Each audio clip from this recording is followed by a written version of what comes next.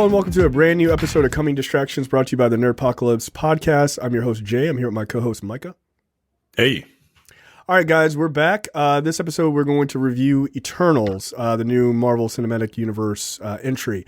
So this is just our quick review. We are going to do a longer spoiler review. So look for that a little bit later this week. But this is just a quick non-spoiler review.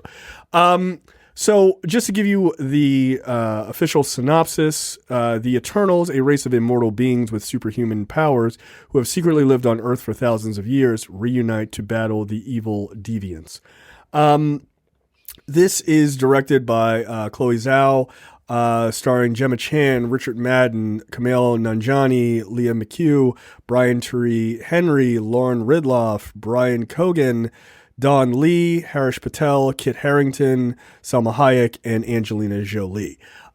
Huge cast, by the way. So I'll start with you, Micah. What were your overall thoughts on this? Overall, I enjoyed it. This movie has taken some big swings, and I don't think they hit a home run, but I think they hit a double. Okay. It's a movie that is trying to be different from every other Marvel movie that you've seen, and for the most part, I think they pulled it off. The cast is great. The fact that this movie looks like it was shot on like actual locations is it gives the film a certain scope that the other movies don't feel like they have, right? Like, you know, in Civil War, they filmed that in an airport that was a green screen, right? You know what I mean? Like, right. But you can tell, especially if you've been watching all these Marvel movies for 10 years, you can tell when something is actually on an actual location. And I felt that gave the movie a bigger sense of scale. I'm very interested in the story and seeing and just what the story is talking about, right? Like the concepts that I infer from the story. I dig it. My sister asked me if I had seen it, and I told her, yeah. And I said, you're not going to like it because her and her husband weren't big fans of Shang-Chi. They were fans of the first part, but not the second part. Okay. And if you are not a fan of the second part of Shang-Chi, I don't think you're gonna like this. This is a talkie, right? It is. There's some action scenes and stuff like that, but there's no big blue beam in the sky. There's no like. This is a talkie. It's got some action beats, and the action beats that are there, I think, are done well. Not the best, not the most inventive, but they're done well. Overall, I did enjoy the movie. If you go in with an open mind and an empty bladder, I think you will get something out of it. Okay, that's fair. To your point, this has a 157-minute runtime, so it is one of the longer Marvel movies, certainly. The second longest one. Yeah, I guess with Endgame being the longest, right? And it feels that way, right? Like one of the big arguments against this movie is its runtime / pacing, and I think that's a fair criticism, actually. Other than that, I agree with you. It is a very high concept film. And as I wrote in our Discord, you can go to the nerdpocalypse.com/fans to join it. But what I wrote in the Discord was, look, this movie's concepts and what it's shooting for, I think are really high. The conversation around this film, I think, are incredibly juvenile for the things that it's putting up, right? And I feel like a lot of people just don't get it, which is okay, right? And we'll talk about that extensively in our spoiler review. But I liked it. And I like that it was something smart. I thought that it was something very different. One of the big criticisms of the Marvel Cinematic Universe is that it all feels the same, which I have said numerous times. That criticism doesn't really make sense because it's one universe. It should feel Yeah. similar. Um, Right. like that, like, yeah, Star Wars 1 and 2 feel similar. Like, that's dumb. It doesn't make sense. But if you're looking for this to be Iron Man, or you're looking for this to be Captain America, or you're looking for this to be Guardians, it's not. It's very different. It feels very different, and I don't think that's a negative. And it's a testament to the material that these directors get to work with, and it's a testament to Disney to try to like really go for broke and shoot for the moon for this one, because they really kind of did. And like you said, I don't think they necessarily hit a home run, but I think they did very well. Look, I do think I think the cast is very good. They do a good job in handling this many members of a team, right? There's 10 members of the Eternals, and then you have some other ancillary characters who are around for differing periods of time as well.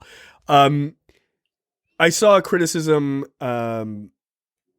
about like, certain characters not being as fleshed out as others, but I think that's on purpose. Like, there are certain characters of the Eternals that really don't require that. Like, that's just not their purpose there. Like, they're there to fight, and they're there to be a part of the team and show you that the team is a diverse team, but not everybody is the main character in this story. Like, not even close, right? But the ones who do get a chance to shine because they are the main parts of the story, they do. And you get some pretty decent character development in a lot of ways.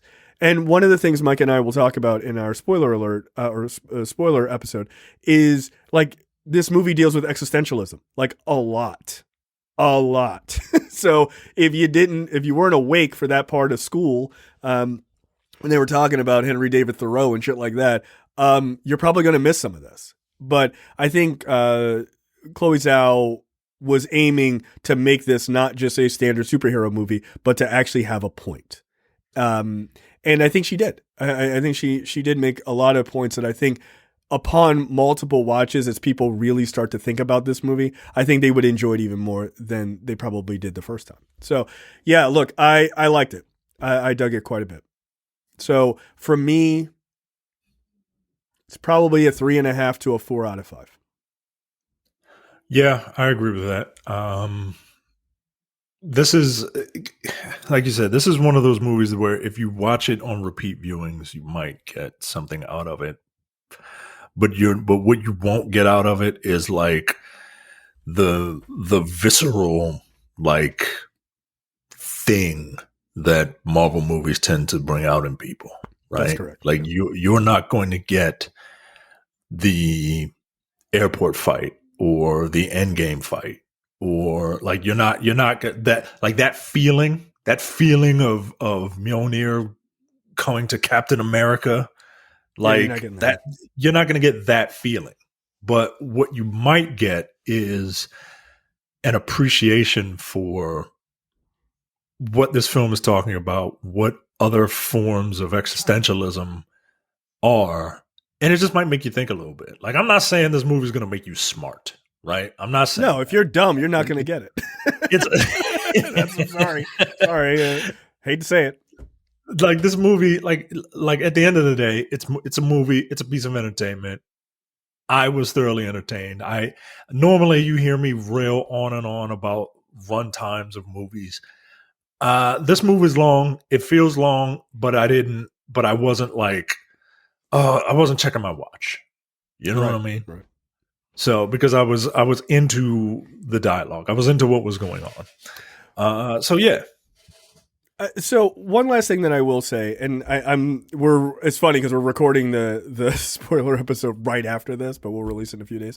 Like, one of the things that I think is important is if you go back and you start to really understand like the existentialism points of like what it means to exist in this world and things like that, it lays the groundwork for things to come in a huge way, right? Because the idea of what it means to be alive, what it means to be human, what it means to be a person who lives on the earth, whether you're human or whatever, is kind of an important theme that's going to come up in a couple of characters in the future. That's going to be a big deal. Like, so this movie lays the groundwork, not necessarily for like beat by beat for these characters. The X-Men is obviously what I'm talking about, but like, it's not like that, but it's going to start to sort of make you think like, why do these characters exist? What do they exist for? Right? Because the Infinity Saga is so much about, you know, these heroes exist, they come together,